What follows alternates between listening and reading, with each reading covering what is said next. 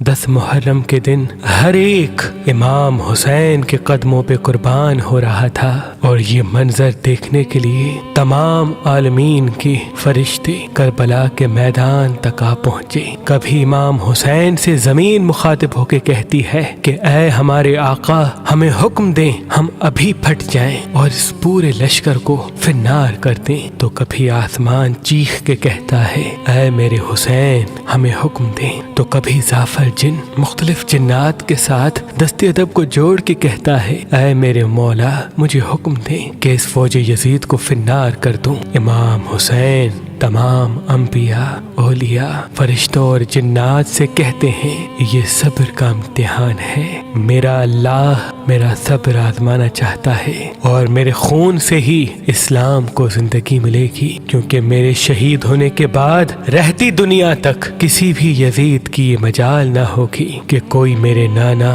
حضرت محمد مصطفیٰ صلی اللہ علیہ وآلہ وسلم کی شریعت کو جھوٹا کہے۔ بس سب مولا حسین کا امتحان دیکھ رہے ہیں۔ امام حسین علی اکبر کے سینے سے برچھی نکالتے ہیں تو کبھی اپنے 6 ماہ کا بچہ قربان کرتے ہیں۔ جب آپ کے ساتھ کوئی نہ رہا، آپ خیام میں آتے ہیں، بیویوں سے الوداع کہتے ہیں۔ امام سجاد کو وصیتیں کرتے ہیں کہ اسلام کے لیے ہر دکھ تکلیف کو برداشت کرنا، لیکن قدم قدم پہ اپنے نانا کی رسالت کی گواہی دیتے رہنا۔ بس جیسے ہی بیویوں سے الوداع کہہ کے زلجنا کو حکم دیتے ہیں کہ اے میرے گھوڑے، مجھے میدان میں لے کے چل، زلجنا آگے نہیں بڑھتا۔ امام حسین زلجنا کے قدموں میں دیکھتے ہیں کہ آپ کی بیٹی سکینہ زلجنا کے پیروں میں لپٹی ہوئی ہے۔ آپ اترتے ہیں، اپنی بیٹی سے فرماتے ہیں اے میری بیٹی سکینہ، اپنے بابا سے الوداع کہو۔ بی بی سکینہ فرماتی ہے بابا صبح سے لے کے اب تک جو میدان میں گیا وہ واپس نہیں آیا۔ امام حسین فرماتے ہیں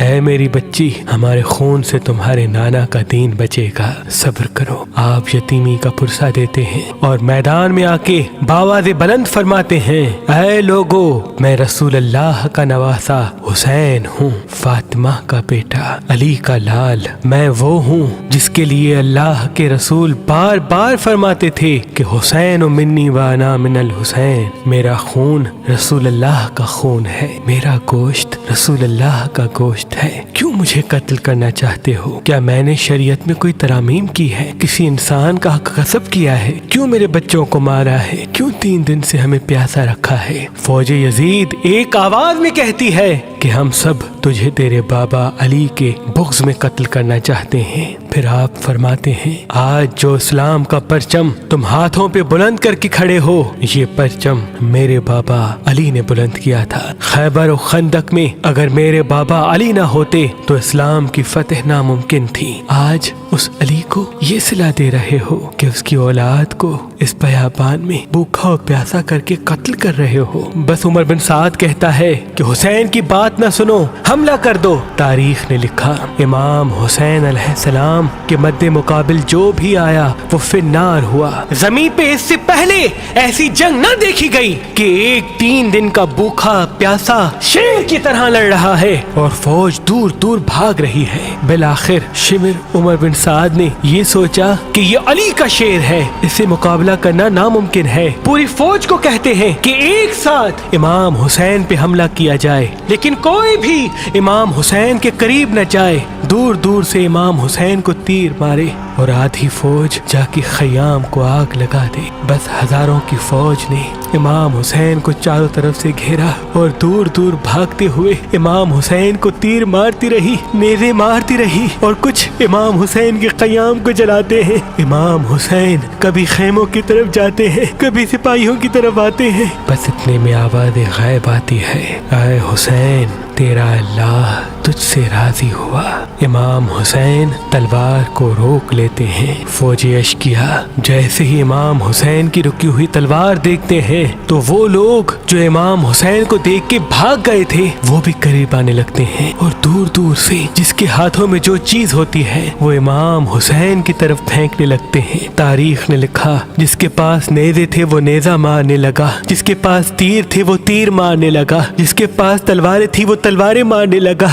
جس کے پاس مارنے کے لیے کچھ نہ تھا وہ کربلا کی گرم زمین سے مٹی اٹھاتا اور امام حسین کی طرف پھینکتا۔ تاریخ نے لکھا آپ کے جسم پہ اتنے تیر تھے کہ آپ کا جسم مبارک دور سے نظر تک نہیں آ رہا تھا۔ آپ نے چاہا کہ آپ اللہ کے دربار میں سجدہ کریں۔ آپ اپنے آپ کو گھوڑے کی زین سے زمین کی طرف لے کے جاتے ہیں، لیکن آپ کے جسم مبارک پہ تیر اتنے تھے، نہ آپ زمین پہ تھے نہ گھوڑے کی زین پہ تھے، تیروں کے مسلح پہ تھے۔ یہ منظر تمام انبیاء دیکھ کے زارو قطار رو رہے تھے۔ بس جو بھی امام حسین کا سر کاٹنے کے لیے قریب آئے، امام حسین کے چہرے میں ان کو رسول اللہ کا چہرہ نظر آئے اور وہ چیخ کے دور چلا جائے۔ بس شمر نے کہا یہ کام مجھ سے ہونا ہے۔ بس شمر قریب آتا ہے، امام حسین کے سر سے امامہ اتارتا ہے، آپ کے بالوں میں ہاتھ ڈالتا ہے، چھری کو گلے پہ رکھتا ہے، پہلی ضرب چلاتا ہے۔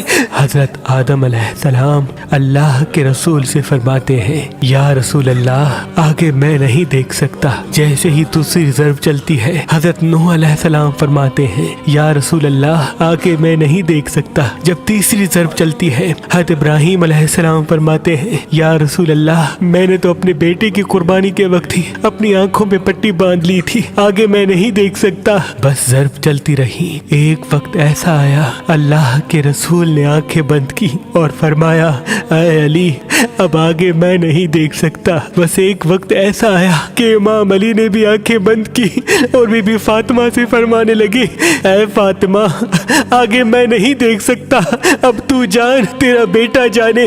بی بی فاطمہ زہرا مقتل میں دیکھتی ہے کہ شمر مسلسل امام حسین کے گلے پہ خنجر چلا رہا ہے۔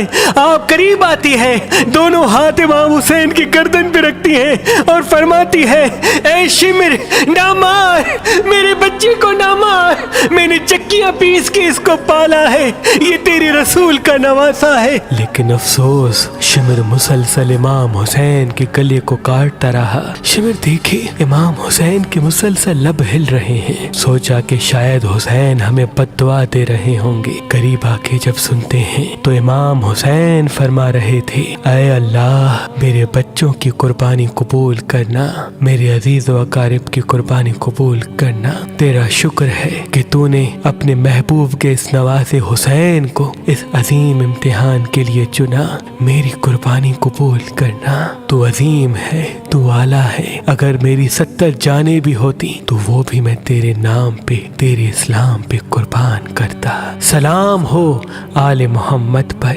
سلام ہو رسول اللہ کے خاندان پر، جنہوں نے ہر تکلیف کو برداشت کر کے قیامت تک اسلام کو زندہ کر دیا، قیامت تک اسلام کو زندہ کر دیا۔